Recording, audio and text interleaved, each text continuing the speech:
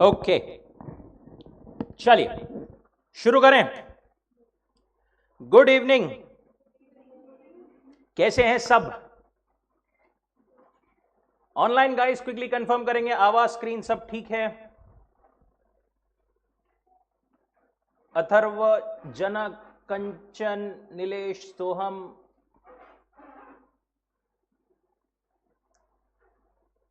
Chat box में quickly एक बार कंफर्म करेंगे, आवाज स्क्रीन सब ठीक है?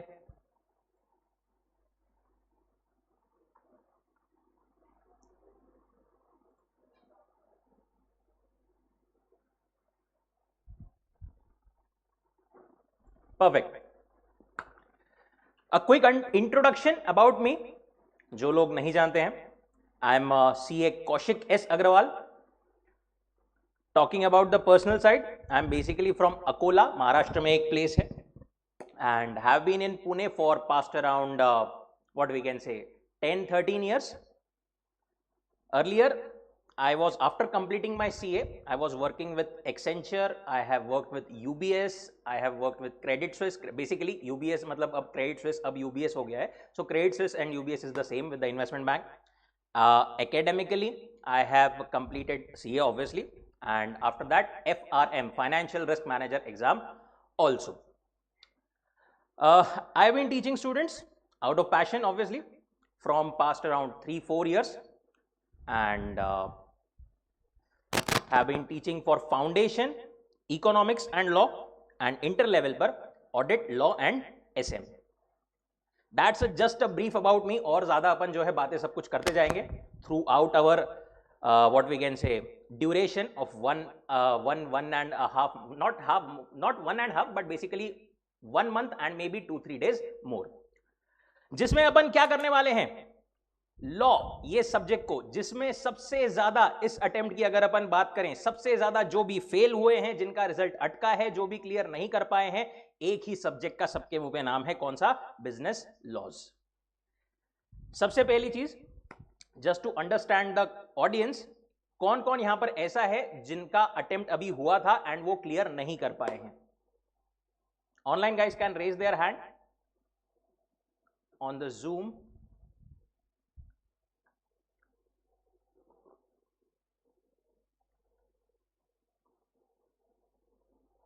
परफेक्ट।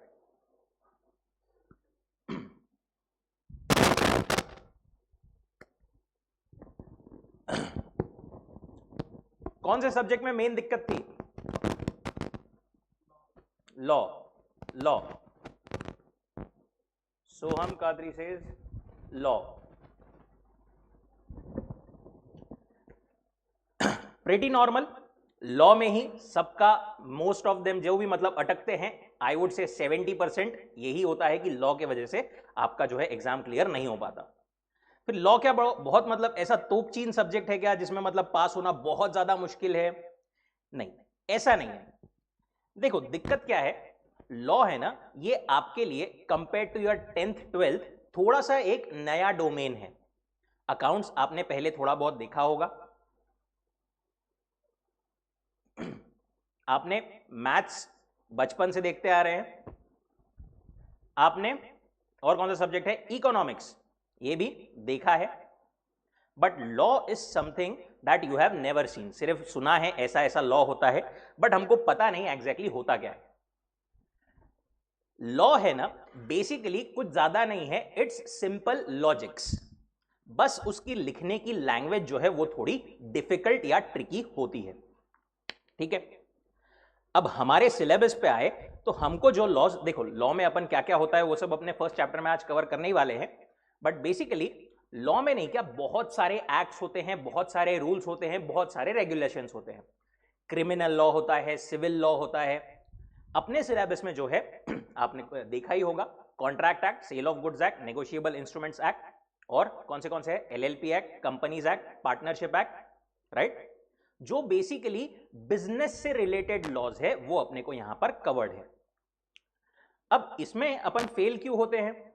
क्योंकि बीइंग अ थियरी सब्जेक्ट्स आपको 3-4 चीजों की इसमें जरूरत होती है। सबसे पहली, कॉन्सेप्चुअल क्लैरिटी। कॉन्सेप्चुअल क्लैरिटी आपको सबसे पहली चीज है जो कि जरूरी है। अब कॉन्सेप्चुअल क्लैरिटी ऐसा नहीं होता है कि हर किसी को एकदम मतलब कॉन्सेप्चुअल क्लैरिटी जीरो ही रहे। कोई भी बच्चा जो सीए फाउंडेशन में आया है 12th पास करके, वो इतना ठस तो नहीं रहता कि उसको कुछ भी ना समझे, हो सकता है कम ज्यादा, बट कॉन्सेप्चुअल क्लैरिटी पे कुछ हद तक सबका थोड़ा बहुत कमांड, किसी का कम किसी का ज्यादा आ जाता है। ऑब्वियसली होना ज्यादा ही चाहिए, मैक्सिमम ही चाहिए। दूसरी इंपॉर्टेंट चीज जो नहीं करते हैं सब लोग वो है राइटिंग प्रैक्टिस। पढ़ लेते हैं हम, समझ जाता है हमको कॉन्सेप्ट, बट उसकी राइटिंग प्रैक्टिस अपने को एग्जाम में जो है, ओरल एग्जाम नहीं है अनफॉर्चुनेटली, अपनी कौन सी एग्जाम है, रिटन एग्जाम है। उसमें भी क्या पूछे जाएंगे अपने को, केस लॉ बेस्ड क्वेश्चंस या फिर डायरेक्ट क्वेश्चंस जिसके अपने को आंसर लिखना है। आपने कॉन्सेप्ट समझ लिया बट उसके लिखने की प्रैक्टिस नहीं की। क्या हो गया भाई?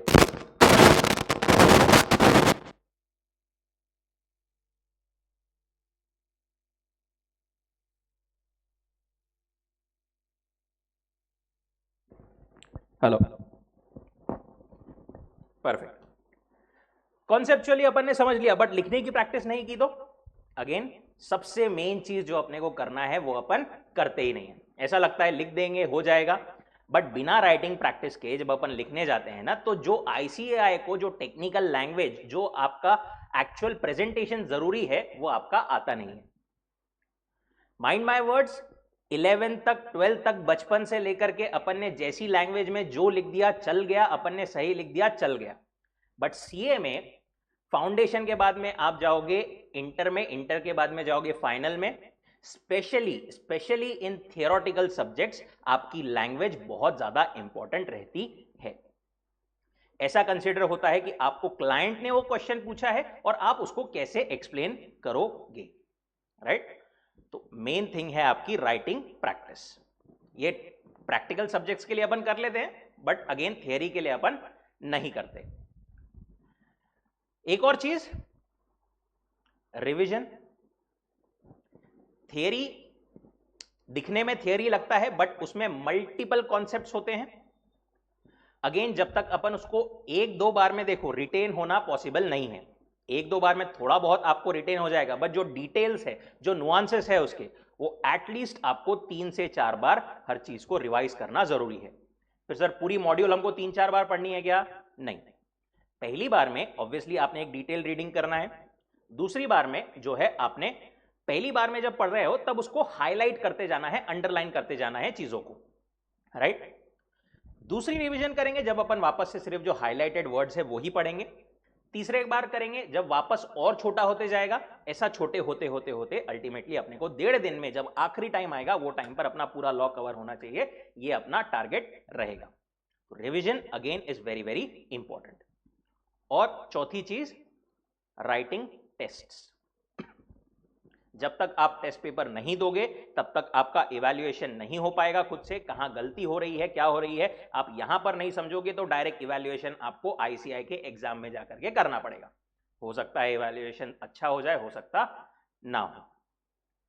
Test, writing test is again very very important. अपनी कहां गलती हो रही है, अपन एग्जाम एनवायरमेंट में जो टाइम गिवन है उसमें लिख पा रहे हैं या नहीं, ये अपना टेस्ट के थ्रू ही जो है अपने को समझता है, राइट? और ये सारी चीजें जो है अपन अपनी क्लास में over the period of 1 month करने वाले हैं। मटेरियल, एक और चीज, मटेरियल अगर मैं फाउंडेशन की बात करूं, स्पेसिफिकली बिजनेस लॉस की बात करूं, ICAI material is the best material. Okay sir, अभी तक हमने क्लास नोट से पढ़ा था, अब लास्ट टाइम पर मटेरियल चेंज कर दें क्या? ठीक है, अभी तक आपने पढ़ा है, अगर आपको उस पर कंफर्ट है तो अब इस पॉइंट पर चेंज मत कीजिए। ओके, मोर और लेस शुड बी सेम। अगर आपकी नोट्स सही है, आपकी क्लास की नोट्स जो है वो दी हुई है वो सही है, तो आईसीएआई से थोड़ी बहुत मैचिंग होनी चाहिए। बट क्या होता है ना बेसिकली बेटा, क्लास नोट्स में बहुत सारे एग्जाम्पल्स मिस हो जाते हैं, बहुत सारी लैंग्वेज जो है वो चेंज हो जाती है, जिसका अल्टीमेट इफेक्ट हमें हमारे पेपर में दिखता है।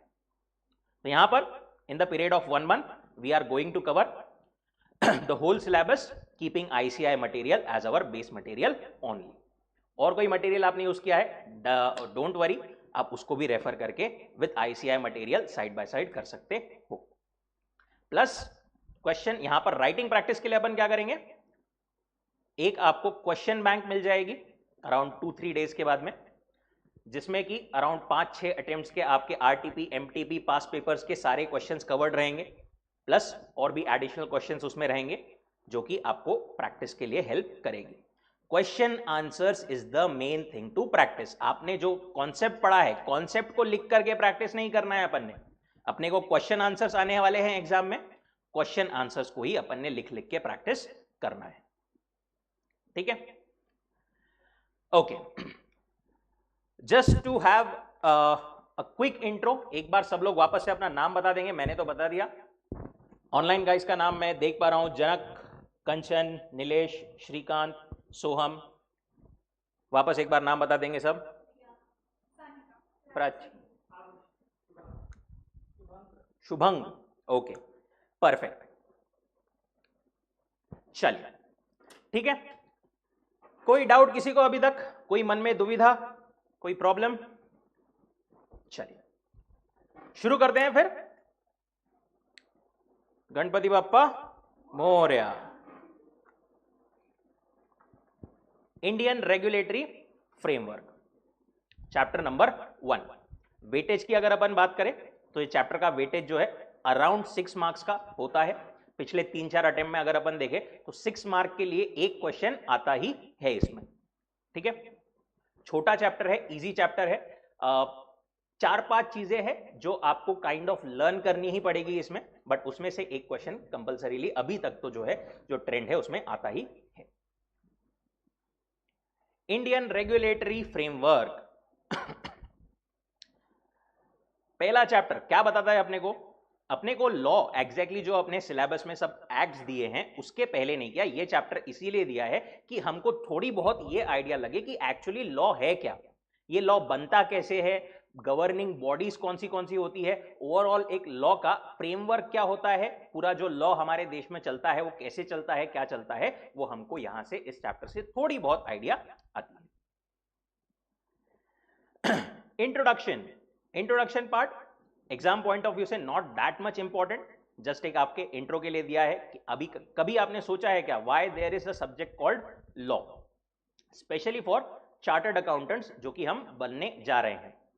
देखो, लॉ के लिए ऑब्वियसली कंपनीज बोलो या क्लाइंट्स बोलो, वो सब एक लीगल एक्सपर्ट के पास में जाएंगे, but when you are in a company ना, इन अ कॉर्पोरेट सेटअप, और बेसिकली अगर आप कोई क्लाइंट को भी कुछ एडवाइस कर रहे हो तो इट इज एक्सपेक्टेड कि आपको डिटेल नहीं बट एटलीस्ट थोड़ा बहुत तो भी नॉलेज हो about the legal processes and legal nuances. At least जो अपने प्रोफेशन से कंसर्न्ड है लॉज, जैसे सेल ऑफ गुड्स, ये सब जो बिजनेस लॉज है, बेसिकली कंपनीज एक्ट सबसे मेन, राइट, इनके बारे में आपको एटलीस्ट बेसिक नॉलेज हो, ये आपसे एक्सपेक्ट किया जाता है। Awareness is essential to become a full fledged chartered accountant. We can advise our management and clients at least at the basic or threshold level. जो अपन टैक्स पढ़ते हैं आगे जाकर के आपको इंटर एंड फाइनल लेवल पर, डायरेक्ट टैक्स, इनडायरेक्ट टैक्स, ये भी एक सब्जेक्ट रहेगा, वो भी क्या है, वो भी एक्चुअली एक लॉ ही है, direct tax laws, indirect tax laws. Now the purpose of regulatory framework is to provide set of uniform rules regulation that will govern the conduct of people interacting with each other. एक पूरा legal regulatory framework जो बनता है किसी भी देश में, वो काहे के लिए बनता है, एक कोड ऑफ कंडक्ट कि लोगों के साथ में कैसे डील करेंगे, क्या एक कोड ऑफ कंडक्ट होना चाहिए, कैसा किसका कंडक्ट होना चाहिए, ये सब बताने के लिए लॉ, रूल्स एंड रेगुलेशंस बनाए जाते हैं. लॉ भी जब से दुनिया बनी है, ऑब्वियसली शुरुआत से लॉ उसके साथ में बनकर नहीं आया है, it came up as mankind has evolved. Okay, if we talk about the ancient law on the basis of information available, सबसे पुराना था एक कोड ऑफ हम्मुराबी. ये क्या था, it was use by king Hammurabi in Babylon. Babylon एक place का नाम है, बेसिकली वहां पे एक किंग थे, रूलर थे हम्मुराबी, वो यूज करते थे इसको. He carved the code on a bulky stones कि लोगों ने कैसा कैसा क्या काम करना चाहिए, कैसे कैसे कंडक्ट होना चाहिए, उन्हें बड़े बड़े स्टोन के स्लैब्स पर कार्व आउट करके सिटी में लगा दिए थे, which is considered the starting point of law. वैसे ही रोम में भी 12 ब्रॉन्ज टैबलेट्स, अगेन वैसे ही बड़े बड़े स्लैब्स लगा दिए गए थे, which was considered law at that time. Over the time बहुत सारे अमेंडमेंट्स हुए, बहुत ज्यादा डेवलपमेंट हुआ, और आज जो लॉ है, जैसा गवर्नमेंट रेगुलेट करती है, जो हम जानते हैं, वो लॉ का फॉर्म आया। Now what is law and what is sources of law, ये बन गया आपका एक क्वेश्चन 6 मार्क के लिए। व्हाट इज लॉ, तीन लाइन नहीं 2 लाइन की डेफिनेशन है, वेरी वेरी इंपॉर्टेंट। लॉ क्या है? Is a set of obligations and duties imposed by the government for securing welfare and providing justice to the society. Law एक set है, obligations and duties, आपकी क्या duty है, आपने क्या करना है, आपकी क्या ऑब्लिगेशंस है, ये गवर्नमेंट ने बताया हुआ है। काय के लिए? आप ही लोगों के वेलफेयर के लिए एंड सोसाइटी में जस्टिस रहे, इक्वालिटी रहे, इसके लिए। इंडिया का लीगल फ्रेमवर्क की बात करें तो it reflect social, political, economic, cultural aspects, जो भी हमारे वेरीड एस्पेक्ट्स है, ये हम बोलते हैं ना यूनिटी इन डाइवर्सिटी, वैसा जो है पूरा यहां पर रिफ्लेक्ट होता है। नाउ ये हो गया व्हाट इज लॉ। वापस एक बार पढ़ेंगे सब लोग डेफिनेशन मेरे साथ में। Law is a set of obligations and duties imposed by the government for securing welfare and providing justice to the society. India's legal framework reflects social, political, economic, cultural aspects of vast and diversified country. Sources of law, ये law बनते कहां से है? Law बनने के या law के sources अगर अपन बोले तो 4 मेन सोर्सेज आते हैं अपने पास में। कितने? 4। कौन से? द मेन सोर्स और the first source is the constitution, हमारा भारत का संविधान इज द मेन सोर्स, जो फंडामेंटल लॉस, फंडामेंटल राइट्स हमें देता है। उसके बाद में स्टैच्यूज और law made by the parliament. Parliament जो होता है, अभी जिसके थोड़े टाइम पहले इलेक्शंस हुए थे महाराष्ट्र में, वो महाराष्ट्र की बात नहीं कर रहे, उसके पहले जो इलेक्शंस हुए थे that was for parliament, member of parliament के इलेक्शंस, राइट। पार्लियामेंट में जो लोग जाते हैं वो लोग मिलकर के वहां पर लॉ बनाते हैं, जो भी अपन सारे लॉज देखते हैं। उसके बाद में स्टेट असेंबलीज, जैसे इंडिया के लेवल पर पार्लियामेंट होता है, स्टेट लेवल पर स्टेट असेंबलीज होती है। जैसे मेंबर ऑफ पार्लियामेंट के लिए इलेक्शंस हुए थे इंडिया के लिए, महाराष्ट्र के जो हुए थे elections that was for state assemblies. ये हो गया दूसरा सोर्स। एक तो हो गया कौन सा? कॉन्स्टिट्यूशन। दूसरा जो पार्लियामेंट या स्टेट असेंबली बनाती है। तीसरा कौन सा? जुडिशियल प्रेसिडेंट्स और जुडिशियल डिसीजंस। पहले जो कोई मैटर पर अगर कोई कोर्ट्स ने एनालिसिस वगैरह करके डिसीजन दिया हुआ है, वो डिसीजन अगर फैक्ट्स दूसरे कोई केस में वही फैक्ट्स सेम है, तो जैसा पहले डिसीजन हुआ था वही जनरली फॉलो होता है। दैट इज जुडिशियल प्रेसिडेंट्स और judicial decisions of various courts. And lastly in some cases established customs and usages. कभी कभी कोई ऐसी पद्धत चलते आती है, कोई कस्टम चलते आता है यूजेजेस की, यहां पर तो ऐसा ही फॉलो होता है, वो भी लॉ हो सकता है। Now you must be aware, India की डेमोक्रेसी कैसी है? पार्लियामेंट्री डेमोक्रेसी है। We have constitution which is the basis and source of all laws. हम लोग इलेक्ट करते हैं हमारे representatives to the parliament as well as to the legislative assemblies. इसलिए इंडिया का एक इलेक्शन होता है मेन पार्लियामेंट के लिए, दूसरा जो है हर एक स्टेट का भी अपना अपना इलेक्शन होता है। These representatives make laws in the parliament and their state assemblies as the case may be. अब जो पार्लियामेंट लॉ बनाता है वो कहां के लिए बनाता होगा? पार्लियामेंट लॉ पूरी कंट्री के लिए, राइट। पार्लियामेंट जो है, laws pass by the parliament may apply throughout all or a portion of India, whereas the law passed by the state legislature apply only within the borders of states concerned. जो state assemblies law बनाती है वो सिर्फ और सिर्फ कहां apply होते हैं? पर्टिकुलर स्टेट्स में। Now the government of India pass the parliament of the United kingdom is the precursor. पहले जो है यूनाइटेड किंगडम हमारे यहां पर मतलब ब्रिटिश का राज था, वहां पर उनका एक अलग सेटअप था। It defined the characteristics of government from unitary to federal. देखो हिस्टोरिकली क्या हुआ था, पहले जो है जो ब्रिटिश रूल था और ये सब था, वो टाइम पर पहले सबसे पहले एक यूनिटरी अपनी गवर्नमेंट थी, उसके बाद में फेडरल गवर्नमेंट आ गई। यूनिटरी और फेडरल क्या है सर? ये यूनिटरी मतलब ऐसा सिस्टम जहां पर सेंटर में बस एक ही रूलर, एक ही राजा, एक ही कोई बॉडी होती है पूरे देश पर, उसी के हिसाब से सब कुछ होगा। फेडरल क्या है? Federal is the distribution of powers between the state and the centre. Centre में एक बॉडी है बट साथ में स्टेट्स में भी अलग अलग अपनी अपनी इंडिपेंडेंट बॉडीज है। जैसे अपने यहां पर पार्लियामेंट प्लस स्टेट की अपनी अपनी लेजिस्लेटिव असेंबलीज है, वैसे ही इंडिया में होता है। तो इंडिया का गवर्नमेंट का सिस्टम कौन सा है? फेडरल। पहले एक फेडरल कोर्ट था जब ब्रिटिश का रूल था, उसके बाद में उसके जगह पर क्या आ गया? इंडिया का सुप्रीम कोर्ट, जो इंडिया का हाईएस्ट कोर्ट, एपेक्स कोर्ट बोलते हैं अपन, दैट इज सुप्रीम कोर्ट लाया गया। Constitution is the foremost law, ये तो देखा अपन ने। हमारे law are made for the people by the people, democratic setup पे। It lays down fundamental duties as well as powers and duties of government both central and state. Constitution से ही government को भी पावर मिलती है law बनाने की। Okay अब इंडियन कॉन्स्टिट्यूशन में नहीं क्या, बेसिकली 3 लिस्ट्स दी है। कौन सी? Central list, state list and joint list, या इसको बोलते हैं हम सेंट्रल लिस्ट, यूनियन लिस्ट भी बोलते हैं इसको, union list, state list and concurrent list, ऐसा भी कभी कभी नाम उसको दिया जाता है। सेंट्रल लिस्ट या यूनियन लिस्ट, ये लिस्ट में कौन से मैटर्स होते हैं?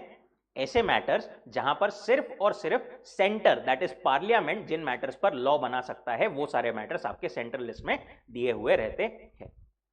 जैसे इनकम टैक्स, इस पे जो भी लॉ बनाना है सिर्फ और सिर्फ पार्लियामेंट के पास में पावर है, कोई भी स्टेट अपने लिए वो उसके रिलेटेड रूल्स नहीं बना सकती। दूसरी होती है स्टेट लिस्ट, ऐसे मैटर्स जिसमें सिर्फ और सिर्फ स्टेट जो है अपने लिए रूल्स बना सकती है, उसमें सेंटर जो है कुछ इंटरफेरेंस नहीं कर सकता। जैसे स्टैम्प ड्यूटी वगैरह होता है। उसके बाद में पुलिस के रिलेवेंट थोड़े बहुत मैटर्स होते हैं, अगेन वो भी काइंड ऑफ डिवाइडेड रहते हैं, बट कुछ मैटर्स ऐसे होते हैं जिसमें सिर्फ और सिर्फ स्टेट गवर्नमेंट रूल बना सकती है। एंड तीसरा होता है क्या? जॉइंट लिस्ट, जिसमें स्टेट प्लस सेंट्रल दोनों भी क्या कर सकते हैं? रूल्स बना सकते हैं। Income tax is the central subject. Stamp duty, अब कुछ स्टैम्प ड्यूटी ऐसी होती है जो सिर्फ और सिर्फ स्टेट लगा सकती है, कुछ रिलेवेंट चीजों में ऐसा होता है जिसमें both central and state government has the powers of governing और making the laws in that regard. Now, the most important part, process of making law. इस पर भी क्वेश्चन ऑलमोस्ट 2 बार तो आ ही गया है। एक लॉ बनाने का प्रोसेस क्या होता है? देखो, लॉ डायरेक्टली जो अपन देखते हैं, डायरेक्टली वैसा लॉ बन जाता है क्या? नहीं। लॉ बनाने के प्रोसेस में शुरुआत में क्या होता है? सबसे पहले इंट्रोड्यूस होता है एक बिल। ओके बिल जो है एक ड्राफ्ट फॉर्म रहता है कोई भी रेगुलेशन का, okay, that is called a bill. ये बिल कहां इंट्रोड्यूस होता है? In the Lok Sabha.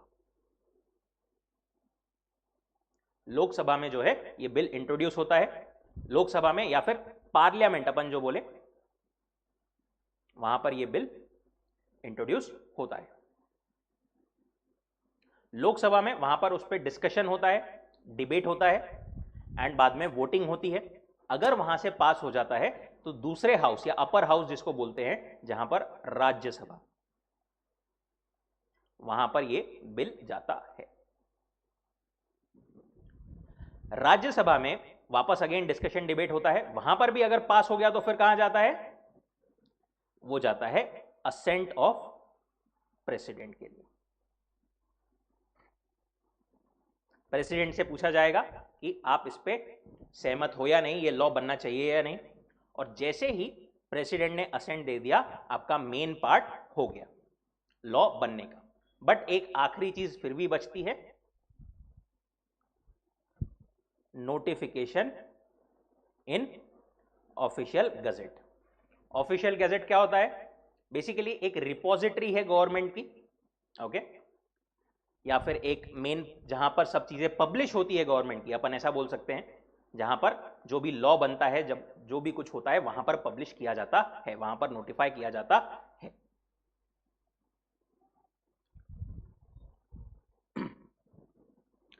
तो अगर लॉ में कोई स्पेसिफिक डेट लिखी है कि this law should come into force from XYZ date, तो फिर वो कब से फोर्स में आएगा? जो डेट दी है उसके हिसाब से आएगा। बट अगर XYZ कोई डेट नहीं दी है तो फिर किस दिन से फोर्स में आएगा? जिस दिन वो नोटिफाई किया जाएगा ऑफिशियल गैजेट में, उस दिन से वो फोर्स में आ जाएगा। अगर डेट दी है उसके पहले नोटिफिकेशन हो जाए तो भी वो फोर्स में कहां से आएगा? उस गिवन डेट से आएगा। वही वो पूरा पैराग्राफ बोलता है। When law is proposed, it is called a bill. After discussion, debate, passed in Lok Sabha, thereafter in Rajya Sabha, then obtain the assent of the President. Finally, law will be notified by the government in the official gazette of India. The law will become applicable from the date mentioned in the notification as the effective date. Once it is notified and effective, it is called an act of parliament. एक बार notify हो जाए कि उसको क्या बोलते हैं अपन? Act of parliament. Now, coming to the types of laws in Indian legal system. Indian legal system में अलग अलग टाइप के लॉस कौन से हैं? 4 टाइप के लॉज है: criminal law, civil law, common law and principles of natural justice. सबसे पहला क्रिमिनल लॉ, बेसिकली जो क्राइम्स से डील करता है, concerned with laws pertaining to violation of rule of law और public wrongs and the punishment for the same. क्या क्या अगर आपने क्राइम किया तो किसके लिए कैसा होगा, उसके लिए पनिशमेंट क्या होगी, जैसे murder, rape, theft, fraud, cheating, assault, इन सब के लिए जो भी लॉज डील करते हैं, these are called basically criminal offences. और इनसे रिलेवेंट जो भी लॉज डील करते हैं, they are called criminal law. Indian penal code 1860, code of criminal procedure, Indian penal code 1860, ये सब जो है बेसिकली क्रिमिनल लॉज के प्रोसीजर्स या कोड्स या एक्ट्स है। दूसरा है सिविल लॉ। सिविल लॉ क्या है? सिविल लॉ जैसे क्रिमिनल लॉ में क्राइम्स के रिलेटेड बात है, यहां पर जो है क्राइम या पनिशमेंट पर बात नहीं, यहां पर मेन जो फोकस होता है वो होता है ऑन द डिस्प्यूट रिजोल्यूशन। दो लोगों के बीच में अगर झगड़ा हो जाए किसी मैटर को रिलेटेड, कोई सिविल बात पर रिलेटेड, तो उसको कैसे क्या रिजोल्यूशन किया जाएगा, कैसे क्या रूल्स रहेंगे, वो सब अपने को सिविल लॉ में दिए जाते हैं। जैसे contract act, sale of goods act, right, ये सब क्या है? सिविल लॉ ही है। Matters of dispute between individuals or organizations are dealt with under civil law. Civil courts enforce violation of certain rights and obligations through the institution of civil suit. It primarily focuses on dispute resolution rather than punishment. The act and process and the administration is governed by the Code of Civil Procedure, CPC. It can be further classified into law of contract, family law, property law, law of tort, etc. जैसे non delivery, breach of contract, non delivery of the goods, non payment of the dues, किसी ने किसी को पैसे नहीं दिया, contract perform नहीं किया, ब्रीच कर दिया, ये सारी चीजें इसमें आएगी। तीसरा है कॉमन लॉ। कॉमन लॉ क्या है? जो अपन ने judicial decisions and judicial precedents बोले ना, वही है common law. A judicial precedent और a case law is a common law. A और बी के बीच में कुछ तो डिस्प्यूट था, वो कोर्ट ने एनालिसिस करके पूरा लॉ वगैरह देख करके, लॉ का इंटरप्रिटेशन करके सब कुछ वहां पर एक डिसीजन दे दिया। अब यही सेम फैक्ट्स पर, यही सेम मैटर पर सी और डी के बीच में झगड़ा हुआ, तो यहां पर जो कोर्ट है वो इस केस का रेफरेंस लेकर के सेम डिसीजन दे सकता है। ये जो इसको बोलते हैं, इसको बोलते हैं अपन केस लॉ या कॉमन लॉ। यहां पर doctrine of stare decisis applies. Stare decisis मतलब to stand by that which is decided. एक बार आपने डिसाइड किया ना इस मैटर में ये चीज, तो वैसी ही हर बार फॉलो होनी चाहिए। Doctrine of stare decisis reinforces obligations of the court to follow the same principle or judgment established by the previous decisions while ruling the case where the facts are similar on all four legs. Facts similar होने चाहिए, ये main चीज है। And last is principles of natural justice. ये क्या बोलता है? Often known as just natural. ये बेसिकली ये बोलता है कि कोई भी पर्सन को दोषी ठहराने के पहले नेचुरल जस्टिस उसको प्रोवाइड की जानी चाहिए। Principles of natural justice follow होने चाहिए। मतलब एक पार्टी ने बोला, ए ने बोला बी ने मेरे साथ गलत किया, तो डायरेक्ट बी को जेल में डाल देंगे क्या? नहीं, एटलीस्ट बी को अपनी सफाई पेश करने का मौका मिलना चाहिए, उसकी बात सुनी जानी चाहिए। कोई ए ने बोला, बस ए ने बोल दिया वो फाइनल, ऐसा नहीं होना चाहिए। ये बोलते हैं principles of natural justice. It is known as just natural based on the maxim nemo judex in quasua sua, मतलब no one should be made a judge in his own case. एक person ने बोल दिया मेरे साथ ऐसा हुआ, बस वो फाइनल, ऐसा नहीं होना चाहिए। वो खुद अपने लिए जज नहीं रह सकता। एंड ऑडी अल्टरम पार्टम, मतलब हियर द अदर पार्टी और give other party a fair hearing, at least सामने वाले की पूरी बात सुनी जाए पहले। अब आखिरी में एक और चीज वो क्या बोलते हैं, जजमेंट कैन ओवरराइड और alter a common law but it can not override और चेंज द स्टैच्यू। एक कोर्ट जो है, ए और बी का कुछ मैटर था, उसमें कोई कोर्ट ने एक डिसीजन दे दिया। अब दूसरा सी और डी के मैटर में दूसरा कोर्ट इससे अलग जो है डिसीजन दे सकता है। ओके, इससे अलग जो है डिसीजन दे सकता है, बट कोई भी कोर्ट जो लॉ बना हुआ है ना, वो लॉ के अगेंस्ट कोई डिसीजन नहीं दे सकता। मतलब जजमेंट कैन बी ओवररिडन बट कोई लॉ जो है वो इट कैन नॉट बी ओवररिडन। ये कोर्ट बोल सकता है नहीं नहीं उनका इंटरप्रिटेशन गलत था, उन्होंने गलत किया, ऐसा नहीं, ऐसा होना चाहिए इस मैटर में, बट कोई भी हालत में वो ये नहीं बोल सकते कि नहीं लॉ गलत है, ऐसा वो नहीं कर सकते। Then enforcing the law. अभी देखो लॉ बनाया है तो लॉ को एनफोर्स करने के लिए भी कुछ ना कुछ लोग चाहिए, कोई बॉडी चाहिए। लॉ बनाया है वो फॉलो हो रहा है या नहीं, लॉ में जो पनिशमेंट्स दी हुई है वो पनिशमेंट्स फॉलो हो रही है या नहीं, लोगों को दी जा रही है या नहीं, जैसा अपन ने सेटअप किया है वैसा काम हो रहा है या नहीं, कौन मॉनिटर करेगा ये? somebody should be there to monitor. It is the job of executive depending on whether the law is central or state. अगर सेंटर का वो अगर लॉ है तो सेंट्रल गवर्नमेंट जो है उसके लिए एग्जीक्यूशन एंड सब कुछ मॉनिटरिंग के लिए बंदोबस्त करेगी, अगर स्टेट का लॉ है तो स्टेट गवर्नमेंट उसको मॉनिटर एंड पूरा सब कुछ देखेगी। For this purpose government functions are distributed to various ministries. अब कहीं पर कोई भी दिक्कत हो गई तो डायरेक्टली शुरुआत में, मतलब कोई भी मैटर छोटा मोटा हो गया तो डायरेक्टली मोदी जी जाएंगे क्या हर जगह पर? नहीं, वो तो नहीं जा सकते। उन्होंने क्या है अपनी अलग अलग मिनिस्ट्रीज बांट करके रखी। एक है प्राइम मिनिस्टर, उनके under there is ministry of finance, ministry of corporate affairs, MCA बोलते हैं अपन जिसको, there is ministry of law and justice, there is ministry of home affairs, police वगैरह जो देखते हैं, ऐसे बहुत सारी अलग अलग मिनिस्ट्रीज होती है और हर मिनिस्ट्री में एक मिनिस्टर होता है जो उसका हेड होता है, राइट। अकॉर्डिंगली वो मैटर किस मिनिस्ट्री के अंडर आता है वो मिनिस्ट्री उसके लिए रिस्पॉन्सिबल रहेगी, ठीक है। अब for example finance ministry, companies act से रिलेटेड कोई तो भी प्रॉब्लम हो गई, ठीक है। डायरेक्ट टैक्स लॉ में कुछ तो भी ऐसा दिया हुआ था, कोई एक रूल दिया है जो कि फॉलो नहीं हुआ। अब फाइनेंस मिनिस्ट्री का हेड कौन है अभी? निर्मला जी सीतारमण। अब हर एक मैटर में निर्मला जी जा सकती है क्या? नहीं जा सकती। अगेन उनके अंडर बहुत सारे अलग अलग क्या आते हैं, डिपार्टमेंट्स आते हैं। डिपार्टमेंट्स के अंदर फर्दर सब डिपार्टमेंट्स आते हैं, बोर्ड्स आते हैं, उसके अंदर एक डिपार्टमेंट ऑफ रेवेन्यू होता है और डिपार्टमेंट ऑफ रेवेन्यू के अंडर फर्दर डिविजन्स होते हैं, उसमें रहता है एक CBDT, central board of direct taxes. ये जो बॉडी है वो उससे डील करता है। ऐसे जो है पूरा डिस्ट्रीब्यूटेड सिस्टम रहेगा फॉर मॉनिटरिंग लॉ और एनफोर्सिंग द लॉ। ये वाला पार्ट अभी तक एग्जाम में पूछा नहीं गया है, बट आई स्ट्रांगली फील कभी भी ये पूछा जा सकता है, how the law is enforced. Government exercises its executive authority through a number of government ministries and departments who sits in the Union Council of Ministers and supported by a team of junior ministers called the Ministers of State.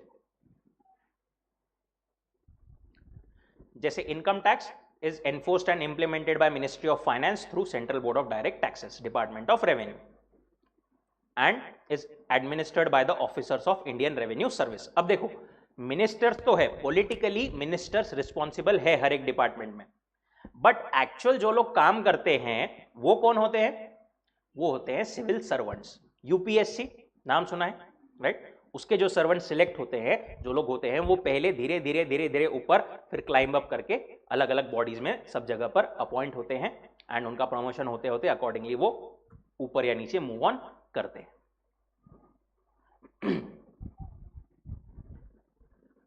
अब यहां पर अपने को थोड़ी बहुत ministries के बारे में इंफॉर्मेशन दी है। सबसे पहली है मिनिस्ट्री ऑफ फाइनेंस, वित्त मंत्रालय जिसको अपन बोलते हैं, concern with mainly economy of India. It is also called treasury of India. Deals with taxation, financial legislation, financial institution. As a chartered accountant अपना इनसे जो है बहुत ज्यादा काम रहता है, इनकी साइट वगैरह पे इनसे, इनके साथ में एक और रहती है मिनिस्ट्री ऑफ कॉर्पोरेट अफेयर्स, जो कि जनरली फाइनेंस मिनिस्ट्री जिसके हाथ में है उसी के हाथ में मिनिस्ट्री ऑफ कॉर्पोरेट अफेयर्स भी रहता है। As a chartered accountant our day to day work will be impacted by this ministries, क्योंकि जो बजट वगैरह भी आता है, जैसे टैक्सेशन एकदम बेसिक बोले तो बजट का प्रेजेंटेशन जो होता है वो कौन करता है?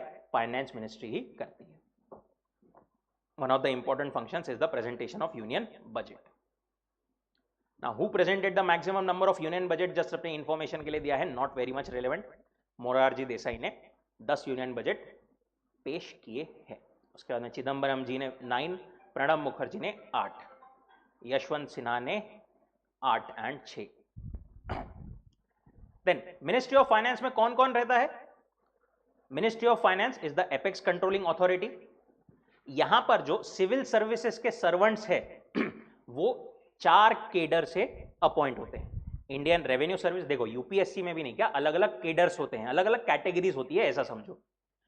उसमें Indian revenue service, Indian audit and account service, Indian economic service, Indian civil account service, इन केडर के जो लोग हैं वो अपॉइंट होते हैं in ministry of finance. It is also the apex controlling authority of one or more central commerce services, namely Indian Cost and Management Accounts Service. ये भी एक सेंट्रल गवर्नमेंट की सर्विस है, बेसिकली एक केडर है जिसके भी एम्प्लॉयज वहां पर होते हैं। मिनिस्ट्री ऑफ फाइनेंस में इतने सारे डिपार्टमेंट्स आते हैं, department of economic affairs, expenditure, revenue, financial services, investment and public asset management, public enterprise. And for the department of revenue में यहां पर सीबीडीटी है, राइट, उसके बाद में central board of indirect taxes है, ऐसे अलग अलग है। Then ministry of corporate affairs, again Indian government की मिनिस्ट्री है। मेन इनका काम क्या है? Concern with administration of companies act, companies act, limited liability partnership act, insolvency and bankruptcy code, इनका पूरा एडमिनिस्ट्रेशन एंड मैनेजमेंट एमसीए जो है वो देखता है। पूरा कॉर्पोरेट सेटअप हमारे देश में कैसा चल रहा है, सब लोग रूल्स रेगुलेशन फॉलो कर रहे हैं या नहीं, वो सब मिनिस्ट्री ऑफ कॉर्पोरेट अफेयर्स देखती है। Regulation of Indian enterprises in the industrial and service sector, इसको कौन चलाते हैं? एग्जीक्यूटिव लेवल पर, mostly run by civil servants of ICLS cadre. Indian corporate law services होता है वो, उसके केडर के लोग चलाते हैं। Again they are selected by exam conducted by UPSC, union public service commission. And यहां पर जो हाईएस्ट पोस्ट होती है इस मिनिस्ट्री में, it is DGCOA, that is directorate general of corporate affairs. जो अपन ये यूपीएससी की एग्जाम वगैरह सुनते हैं कि डायरेक्ट बनने के बाद में कलेक्टर एंड एवरीथिंग, आईपीएस, ये सब बन गए, ये बेसिकली स्टार्टिंग पोजीशन है। ओके, ऐसा समझ लो वो एकदम, ये पूरे सेटअप में पूरी फैमिली अगर अपन बोले तो उसमें जस्ट न्यू बॉर्न बेबी है। ऊपर जब आप एकदम ऊपर जाते हो ना उस केडर में, उस सर्विसेज में, सेक्रेटरी वगैरह ये रैंक तक, तब होती है एक्चुअल असली पावर। जैसे सेक्रेटरी बैंकिंग से रिलेटेड जो भी डिपार्टमेंट है, वहां पर जो सेक्रेटरी रहेगा उसके अंडर पूरे इंडिया की बैंक्स वगैरह काम करेगी, उसको सब कुछ रिपोर्ट होगा, राइट। ऐसे जो है सबकी पोस्ट रहती है। Then there is ministry of home affairs, गृह मंत्रालय जिसको अपन बोलते हैं। Ministry of government of India, interior ministry है इंडिया की, मेनली रिस्पॉन्सिबल काय के लिए है? Maintenance of internal security and domestic policy. Police वगैरह को एकदम बेसिकली अगर अपन बोले तो जो कंट्रोल करती है दैट इज गृह मंत्रालय।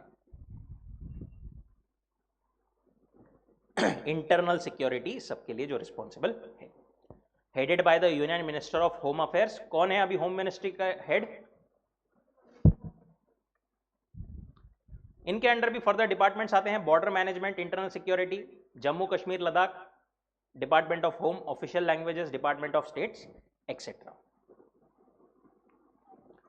डिपार्टमेंट ऑफ ऑफिशियल लैंग्वेज में अगेन फर्दर क्लासिफिकेशंस में दिए हैं, central translation bureau, Hindi training institute, director of census operation etcetera. Next ministry is ministry of law and justice. Again cabinet ministry है एक इंडियन गवर्नमेंट की। ये काय के लिए काम करती है? Management of legal affairs through legislative department. Overall legal setup सही से चल रहा है या नहीं, ये रिस्पॉन्सिबिलिटी किसकी है? Ministry of law and justice. Law and justice follow हो रहा है या नहीं प्रॉपरली ये देखती है। Legislative activities through the department of legal affairs, basically ये legislative activities department of legal affairs के थ्रू कंडक्ट करती है। Administration of justice and Department of Legal Affairs is concerned with advising various ministries, while the legislative department is concerned with drafting principal legislation for central government.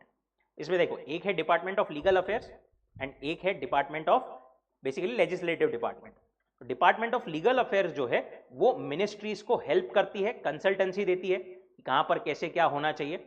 और ये जो है legislative department जो है वो क्या करता है, जो अपन ने देखा था ना बिल वगैरह बना के लाते हैं पार्लियामेंट में, तो ऑब्वियसली डायरेक्ट मिनिस्टर्स वगैरह तो इतने ज्यादा मतलब डायरेक्टली खुद से नहीं बना सकते तो ये लोग जो लेजिस्लेटिव डिपार्टमेंट के जो लोग हैं वो उनको हेल्प करते हैं वो रिजोल्यूशन वगैरह या फिर वो बिल प्रॉपर ड्राफ्ट वगैरह करने में। Department of legal affairs, legislative, department of justice, ये सब उसके अंडर आते हैं। देन अपने को कुछ बॉडीज के बारे में बताया गया है, जैसे securities and exchange board of India. Again ये सब जो अपन पढ़ रहे हैं ना, सेबी हो गया या फिर अपन ने मिनिस्ट्रीज देखी, इन पर भी शॉर्ट नोट्स आई है पिछले कुछ अटेम्प्ट्स में। अलग अलग मतलब 3 मिनिस्ट्रीज के बारे में आपको पूछ लेंगे for 6 marks, 2 marks each.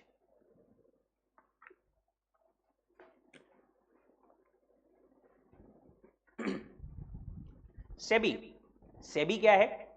It is a regulatory body, काय के लिए? For securities and commodity market. Shares वगैरह जो है, जो कैपिटल मार्केट है, कमोडिटी मार्केट है, उसको रेगुलेट करने के लिए SEBI is the apex body, securities and exchange board of India. किसके अंडर आती है ये? मिनिस्ट्री ऑफ फाइनेंस के अंडर। कब एस्टैब्लिश हुई थी? 12 अप्रैल 1988 एज एन एग्जीक्यूटिव बॉडी। बाद में उसको जो है 1992 में पावर्स दे दी गई थी।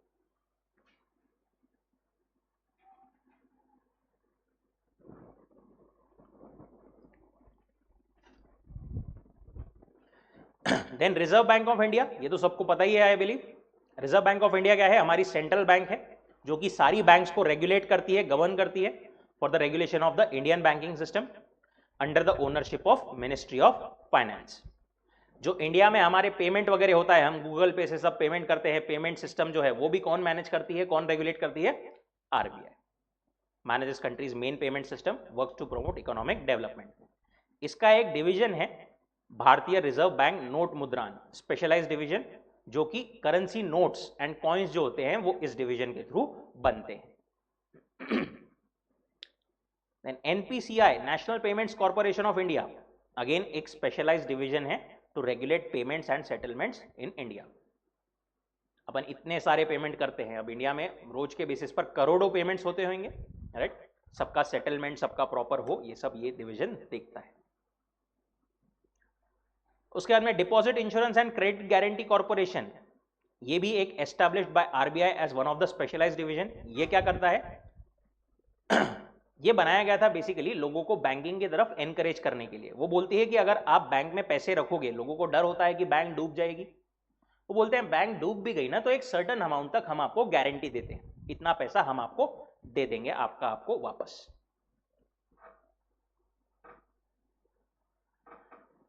Then insolvency and bankruptcy board of India, last वाला अपना जो है एक बॉडी दी है। इंसॉल्वेंसी एंड बैंकरप्सी बोर्ड क्या है? ये देखो, कोई भी अगर दिवालिया हो जाता है, इंसॉल्वेंट हो जाता है, तो उसमें नहीं क्या, ऐसा नहीं बस दिवालिया बोल दिया और खत्म। उसका प्रॉपर एक प्रोसेस होता है, उसके असेट्स कितने हैं देखे जाते हैं, लाइबिलिटीज कितनी है देखी जाती है। असेट्स ऑब्वियसली कम रहेंगे तो किसको कंपेयर टू लाइबिलिटीज, तो किसको कितना पेमेंट मिलेगा, क्या रेशो में मिलेगा, जिसका 10 रुपए ड्यू है उसको 5 रुपए मिलेगा, कैसे क्या, ये सब एक पूरी प्रोसेस होती है। एक लीगल कोर्ट के थ्रू पूरी प्रॉपर उसमें जो है प्रोसेस फॉलो होता है। इसी को नहीं क्या, थोड़ा फास्ट तरीके से एंड रेगुलेटेड वे में करने के लिए एक insolvency and bankruptcy board setup किया गया था। It is the regulator of overseeing insolvency proceedings of the entities. And इसमें कौन कौन आता है? इंसॉल्वेंसी प्रोफेशनल एजेंसीज होती है, एक्चुअली जो इंसॉल्वेंसी प्रोफेशनल्स काम करते हैं उनके लिए वो होते हैं, एंड इंफॉर्मेशन यूटिलिटीज होती है ऑफ इंडिया। इंफॉर्मेशन यूटिलिटी क्या होती है? बेसिकली किसका कितना एसेट्स है, बेसिकली इंफॉर्मेशन प्रोवाइड करती है वो अबाउट द इंडिविजुअल्स, और डिटेल में अपने को जाने की उसमें जरूरत नहीं है। कब एस्टैब्लिश हुआ था ये? 1 October 2016। Statutory powers given by Lok Sabha on 5 मई 2016। Again it covers individuals, companies, limited liability, partnership, partnership firm, किसी की भी अगर इंसॉल्वेंसी होती है तो उसको जो है ये कवर करता है। To simplify process of insolvency and bankruptcy, it handles the cases with 2 tribunals, इसके भी 2 मेन ट्रिब्यूनल्स है जिसके थ्रू ये एक्ट करता है, NCLT and date recovery tribunal.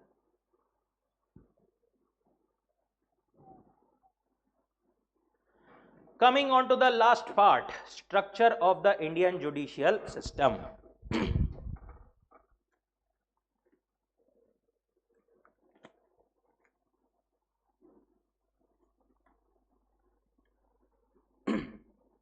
Structure of the Indian judicial system. Judicial system या जुडिशियरी मतलब कौन? हमारे courts. Okay, wherever there is dispute between the citizens or between citizens and government, these disputes are resolved by these judiciary. 2 person के बीच में हो, government and कोई person के बीच में हो, तो इसको रिजॉल्व कौन करेगा? जुडिशियरी, दैट इज कोर्ट जो है वो करेगा, राइट? कोई भी डिस्प्यूट हुआ तो क्या बोलते हैं सब लोग? मैं तेरे पे केस कर दूंगा, राइट? क्यों? क्योंकि कोर्ट्स में जाकर के वहां पर डिसीजन होगा उनका। ये जुडिशियरी के क्या क्या फंक्शंस है? Regulation of the interpretation of the acts and codes, regulation and होना वहां पर, and interpretation of acts and codes. जो भी लॉ बनते हैं, अगेन देखो मैंने शुरुआत में ही बोला लॉ क्या है? सिंपल लॉजिक्स है but written in complicated language. तो सिर्फ अपने को ही नहीं लगती कॉम्प्लिकेटेड, कभी कभी इतनी ज्यादा कॉम्प्लिकेटेड रहती है कि उसका इंटरप्रिटेशन अलग अलग निकल सकता है लोगों के लिए। तो एक्चुअली ये जो लिखा हुआ है इसका मतलब क्या है, लॉ मेकर्स क्या बोलना चाह रहे हैं, इसको इंटरप्रेट करके जो है इंटरप्रिटेशन करने का जो प्रोसेस है वो भी कौन करता है? कोर्ट्स करता है। डिस्प्यूट रेजोल्यूशन, जो भी डिस्प्यूट का है उसको रिजॉल्व करने का फंक्शन है उनका, and promotion of fairness among the citizen of land. Now इसी में ये वाला पार्ट भी आपका जो है 6 मार्क के लिए क्वेश्चन आया था अभी, कि what are the functions of judiciary and what are various types of courts. अब अपन वेरियस टाइप्स या हायरार्की अगर देखें कोर्ट्स की, हायरार्की ऑफ कोर्ट्स में सबसे ऊपर सबसे बड़ा कोर्ट कौन सा होता है? Supreme court of India. उसके नीचे कौन आता है? High courts. उसके नीचे डिस्ट्रिक्ट कोर्ट, एंड एक और होता है मेट्रोपॉलिटन कोर्ट। जो डिसीजन ऑफ हाई कोर्ट जो रहता है ना, अच्छा इंडिया में कितने सुप्रीम कोर्ट है? एक ही है, राइट? एक जो है दिल्ली में वो एक ही है supreme court, but high court जो है वो अलग अलग स्टेट्स में, हर एक स्टेट का जो है एक अपना हाई कोर्ट रहता है, ठीक है? जो हाई कोर्ट उस स्टेट को रेगुलेट करता है। यूनियन टेरिटरीज के लिए भी एक हाई कोर्ट रहता है उनका, राइट? और कुछ कुछ ऐसे स्टेट्स हैं जो कि कॉमन हाई कोर्ट्स शेयर करते हैं। अब decision of high court are binding in the respective state only, but they are only persuasive in other states. Maharashtra के हाई कोर्ट ने कोई डिसीजन दे दिया तो वो एग्जैक्टली मध्य प्रदेश के भी हाई कोर्ट ने वो फॉलो करना जरूरी है क्या? नहीं। मध्य प्रदेश का हाई कोर्ट उसको देख सकता है, रेफर कर सकता है, नॉट नेसेसरी को एग्जैक्टली उसको फॉलो करे। बट सुप्रीम कोर्ट ने जो डिसीजन दे दिया वो क्या रहेगा? पूरे इंडिया पर बाइंडिंग रहेगा। हाई कोर्ट कोई भी हाई कोर्ट उसको चेंज नहीं कर सकता। Decision of Supreme Court are binding on all high courts under Article 141. In fact, Supreme Court decision is the final word on the matter. Supreme Court सब courts के बारे में थोड़ा थोड़ा अपने को दिया हुआ है डिटेल में। एपेक्स बॉडी है जुडिशियरी की। कब एस्टेब्लिश की गई थी? 26 जनवरी 1950 को। चीफ जस्टिस एक ऑथोरिटी होती है उसमें, जो कि हाईएस्ट ऑथोरिटी होती है इन द सुप्रीम कोर्ट। जो प्रिंसिपल बेंच, मतलब देखो अभी कोर्ट भी होता है ना, उसमें अलग अलग बेंचेस होते हैं। मतलब एक होता है डिवीजन बेंच, मतलब ये मैटर डिवीजन बेंच सुनेगा, मतलब इसका मतलब 2 जजेस मिलकर के सुनेंगे। एक कोई होता है स्पेशल बेंच, उसमें 2 से ज्यादा जज भी जो है मिलकर के एक मैटर को सुन सकते हैं, ठीक है? तो ऐसे अलग अलग बेंचेस होते हैं। तो जो इसका मेन प्रिंसिपल बेंच है, it consist of what? 7 members including chief justice of India. और ये नंबर को अभी बढ़ा करके कितना कर दिया गया है, 34, because of rise in the number of cases and workload. Individual can seek relief filing a writ petition under article 32। अब देखो, कोर्ट में अपने को सुप्रीम कोर्ट में कोई केस फाइल करना है तो डायरेक्ट ऐसा गए और सुप्रीम कोर्ट में डाल दिया एप्लीकेशन, ऐसा होता क्या? नहीं, उसका भी एक लीगल प्रोसीजर होता है। एक आपको रिट पिटिशन मतलब क्या होता है, एक स्पेशल लीव या स्पेशल रिक्वेस्ट ही बोलते हैं उसको, ओके, जो कि आपको आर्टिकल 32 के अंदर अगेन एक लीगल फॉर्मेट में वगैरह उसका फॉलो करके आपको फाइल करना पड़ता है। एक परमिशन काइंड ऑफ लेनी पड़ती है पहले सुप्रीम कोर्ट से, मैं ये आपको फाइल कर सकता हूं क्या, ऐसा करके आपको फाइल करना पड़ता है। उसके बाद में हाई कोर्ट। हाई कोर्ट एक स्टेट के लिए हाईएस्ट कोर्ट ऑफ अपील रहेगा for each state and union territory. Article 214 of the Indian constitution के हिसाब से there must be high court in each state. High court का appellate, original and supervisory jurisdiction होता है। ये कौन से हैं? एपेलेंट ज्यूरिसडिक्शन मतलब, एपेलेंट ज्यूरिसडिक्शन मतलब अपने नीचे के जो कोर्ट्स है ना, उनके अगेंस्ट अपील यहां पर की जा सकती है। जैसे हाई कोर्ट के बाद में आते हैं डिस्ट्रिक्ट कोर्ट नीचे, तो सबसे पहला जो भी कभी केस होता है वो होता है डिस्ट्रिक्ट कोर्ट में। डिस्ट्रिक्ट कोर्ट के मैटर से अगर जो पार्टी है वो खुश नहीं है तो कहां अपील करेगी? हाई कोर्ट में। हाई कोर्ट में वो अपील की जा सकती है, उसका एपेलेंट ज्यूरिसडिक्शन उसको बोलते हैं। दूसरा होता है ओरिजिनल ज्यूरिसडिक्शन, मतलब डायरेक्टली कोई भी मैटर को फर्स्ट टाइम भी वो सुन सकता है एक हाई कोर्ट। एंड तीसरा होता है सुपरवाइजरी ज्यूरिसडिक्शन, वो अपने लोअर कोर्ट्स को सुपरवाइज कर सकता है, डायरेक्शन दे सकता है। इंडिया में कितने हैं? 25 हाई कोर्ट्स है, बट स्टेट्स और यूनियन टेरिटरीज तो ज्यादा है, because 6 states share a single high court. 25 high courts, for one for each state and union territory, and 6 states share single high court. Again यहां पर भी रेमेडी जो है आपको मतलब एप्लीकेशन करना है तो filing a writ, bye filing a writ under article 226 आप फाइल कर सकते हो। ओल्डेस्ट हाई कोर्ट इंडिया का कैलकाटा हाई कोर्ट है, अगेन जस्ट जनरल नॉलेज के लिए। Then there is district court, high court के नीचे। This is the court of district जज, deals with civil law matters. देखो, डिस्ट्रिक्ट कोर्ट में भी नहीं क्या, दो होते हैं। एक होता है कोर्ट ऑफ डिस्ट्रिक्ट जज, डिस्ट्रिक्ट कोर्ट में एक होता है कोर्ट ऑफ डिस्ट्रिक्ट जज, एक होता है कोर्ट ऑफ सेशन। तो कोर्ट ऑफ डिस्ट्रिक्ट जज जो है ना, वो डील करता है विथ सिविल मैटर्स, एंड जो कोर्ट ऑफ सेशंस है it deals with criminals matters.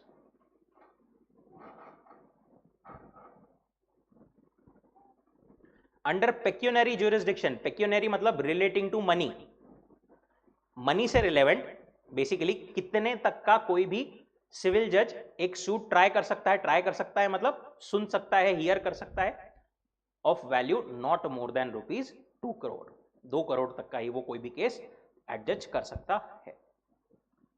यहां पर अपन जो बोल रहे हैं ज्यूरिसडिक्शन, ज्यूरिसडिक्शन मतलब पावर टू कंट्रोल।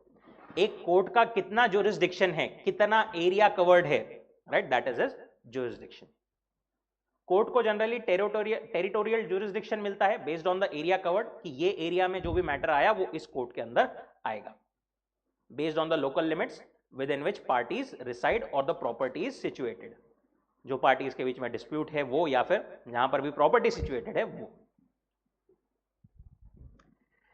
उसके बाद में लास्ट इज मेट्रोपॉलिटन कोर्ट्स। ये कोर्ट नहीं क्या, बड़ी बड़ी सिटीज में सेटअप किए जाते हैं where the population is 10 lakh और more. In the metropolitan cities in consultation with high court where the population is 10 lakh और मोर। चीफ मेट्रोपॉलिटन मैजिस्ट्रेट एक अपॉइंट किया जाता है, उसकी पावर किसके जैसी रहती है? Chief judicial magistrate. जैसे कोर्ट ऑफ डिस्ट्रिक्ट जज था ना, उसमें एक चीफ जुडिशियल मैजिस्ट्रेट रहता है, उसके जैसी ही पावर चीफ मेट्रोपॉलिटन मैजिस्ट्रेट की रहती है। And metropolitan magistrate has the power as the court of a magistrate of first class. Again just एक अपनी इंफॉर्मेशन के लिए दिए हुए, नॉट वेरी मच रेलेवेंट। ऐसा जो है पूरा एक हमारा फ्रेमवर्क है इंडियन लीगल सिस्टम का। यहां तक कोई डाउट, कोई दिक्कत किसी को? परफेक्ट। बुक लाई है सबने? ओके, निकालेंगे। एक क्वेश्चन आपको दिया जाएगा,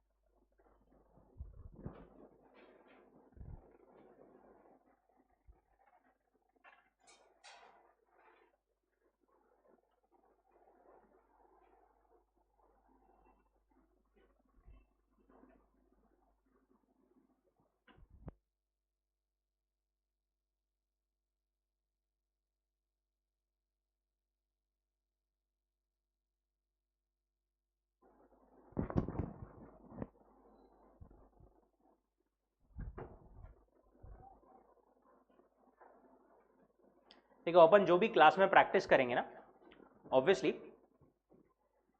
एक टाइम बाउंड मैनर में, बेसिकली अपने पास में कितना टाइम मिलता है अपने को पेपर के लिए? 3 आवर्स प्लस 15 मिनट्स। 15 मिनट्स पहले अपने को पेपर मिलता है, पता है सबको? नहीं पता है? अपने को जो पेपर है वो 15 मिनट पहले मिलता है, ठीक है? मतलब 2 बजे का आपका पेपर है तो उसके 15 मिनट पहले जो है आपको पेपर मिलता है। ओके, ये कौन से के लिए बात कर रहा हूं मैं? Business laws and accounts. Okay, बाकी के लिए नहीं। 15 मिनट का आपको क्या मिलता है? रीडिंग टाइम मिलता है। ओके, जिसमें आप रीड कर लोगे पेपर एंड उसके बाद में कौन सा कैसा सॉल्व करना है, पूरे क्वेश्चंस आपको 15 मिनट का टाइम मिलता है। उसके बाद में you have to answer between 2 to 5। अपने को एक्चुअली इफेक्टिवली 180 मिनट्स मिलेंगे, बट 180 मिनट्स पूरे नहीं। अपने पास में कितना टाइम रहता है उसमें से बीच में और 2-3 चीजें आती हैं। एक, आपको अगर कुछ सप्लीमेंट लगी तो उसमें इंफॉर्मेशन भरनी होती है। मेन बुकलेट जो होती है उसमें देयर इज मल्टीपल इंफॉर्मेशन। यहां पर अपने पास में है क्या वो?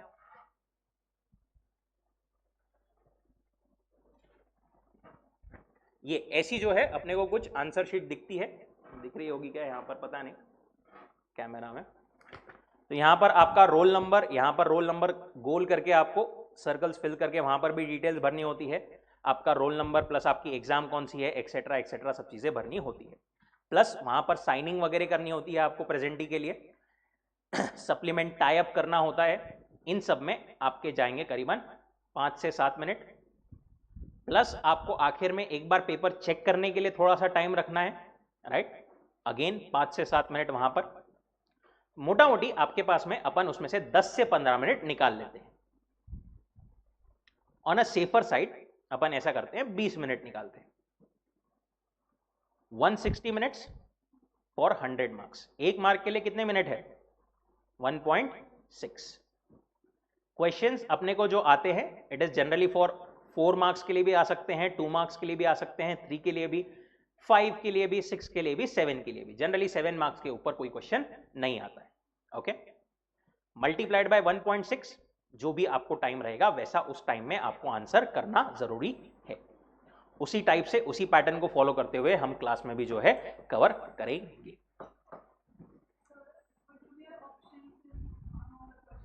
यस, सो क्वेश्चन पेपर का फॉर्मेट अगर अपन देखें तो क्वेश्चन नंबर 1 ये जो है ये कंपलसरी रहता है जनरली, ये आपको आंसर करना ही है। उसके बाद में 2, 3, 4, 5, 6 इसमें से एनी 4। ओके, और क्वेश्चन नंबर 6 जो होता है उसमें इंटरनली भी एक चॉइस कभी कभी आती है, कभी कभी नहीं भी आती है, डिपेंडिंग ऑन द अटेम्प्ट। चलिए, आपका क्वेश्चन है what are various types of laws in the Indian legal framework।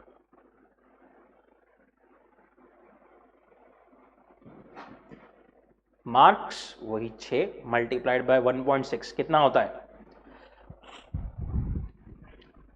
Around 9.5 minutes का टाइम आपका शुरू होता है अब। जो याद है, जैसा याद है।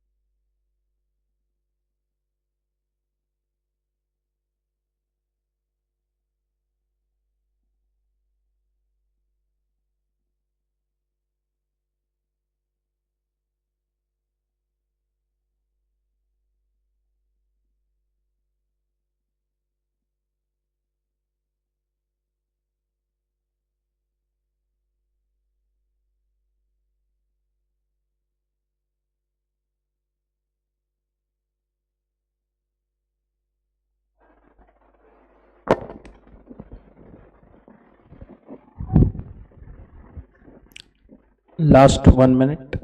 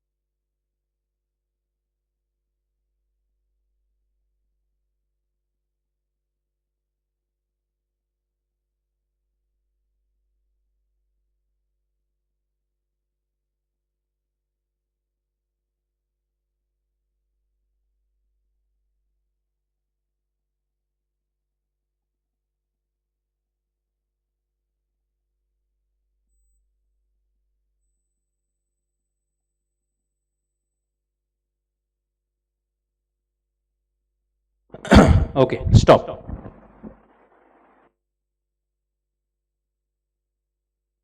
हुआ क्या सबका? Can I have a rough look?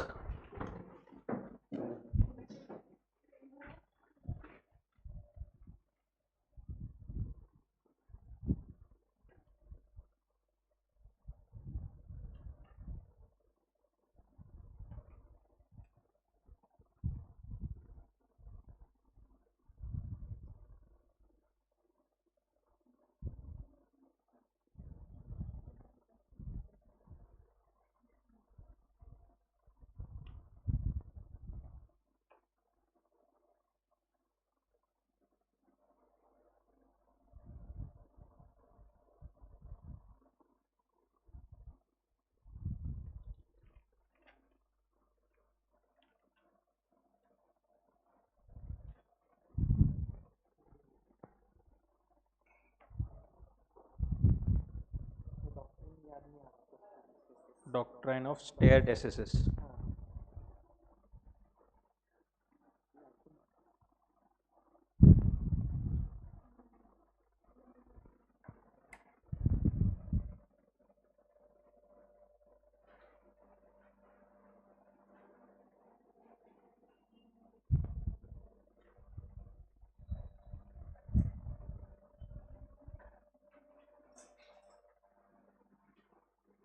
Okay,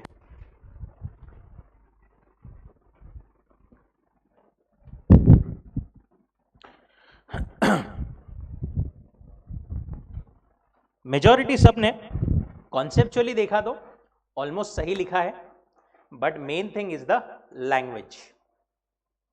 अब एक बार देखते हैं कि एक्चुअल आंसर क्या होता है उसका।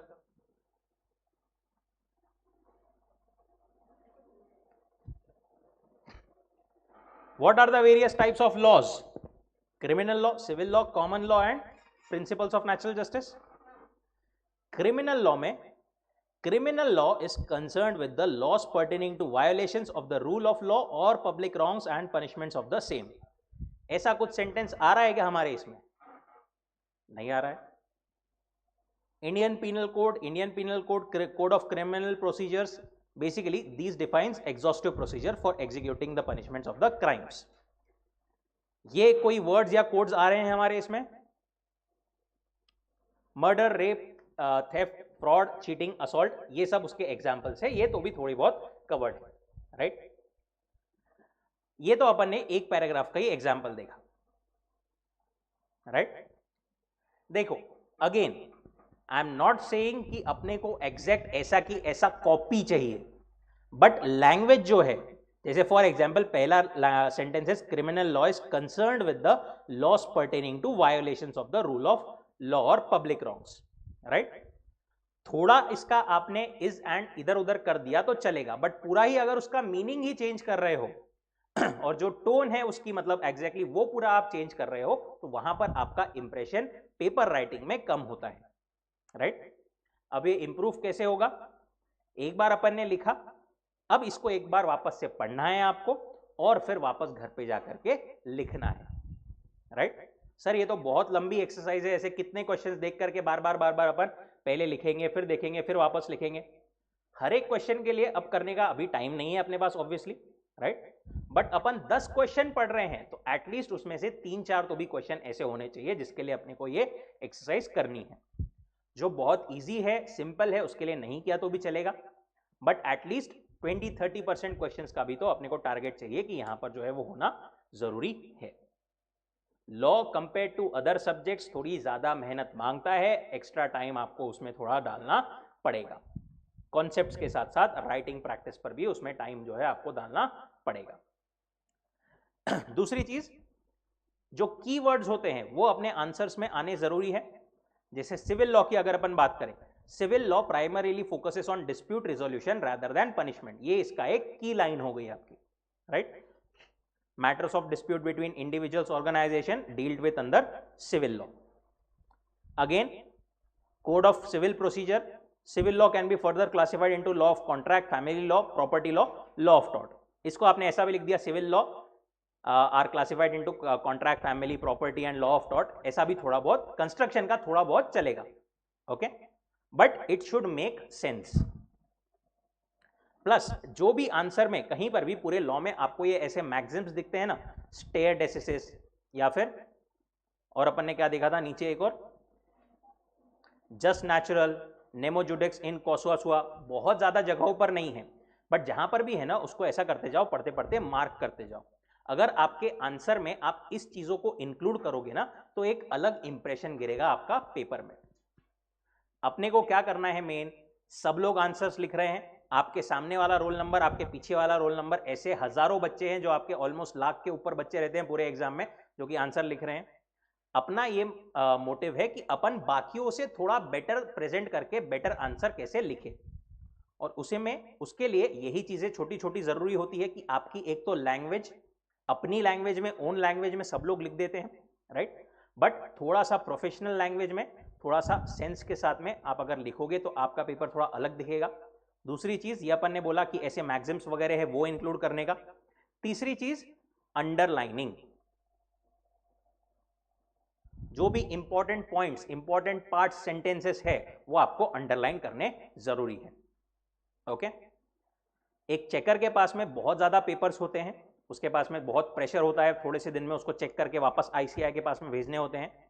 कोई भी चेकर ऑन अ मतलब प्रैक्टिकल नोट जो प्रैक्टिकली होता है, पूरा वर्ड टू वर्ड किसी का आंसर नहीं पढ़ता, वो आपके शुरुआत के 2-3 आंसर्स पढ़ेगा, उसके बाद में ऊपर ऊपर से भागे के, एकदम ऊपर ऊपर से भी नहीं, बट पूरा एक एक वर्ड टू वर्ड वो नहीं जाएगा। आपको बताना पड़ेगा आपके आंसर से कि मैंने ये देखो, ये अंडरलाइन किया हुआ, ये इंपॉर्टेंट पॉइंट है, ये लिखा है मैंने मेरे आंसर, राइट। इस तरीके से, इस माइंडसेट से अपने को जो है आंसर प्रेजेंट करना है, ठीक है। होमवर्क के लिए आपके लिए what are various types of courts and what are the functions of judiciary, ये एक क्वेश्चन। दूसरा, what is law and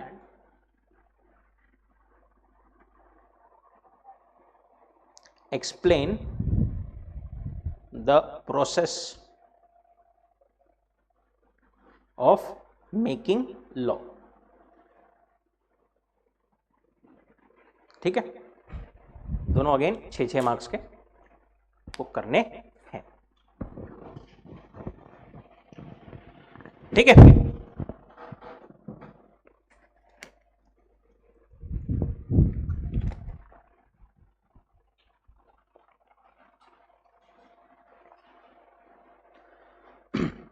चलिए, कोई डाउट, कोई दिक्कत?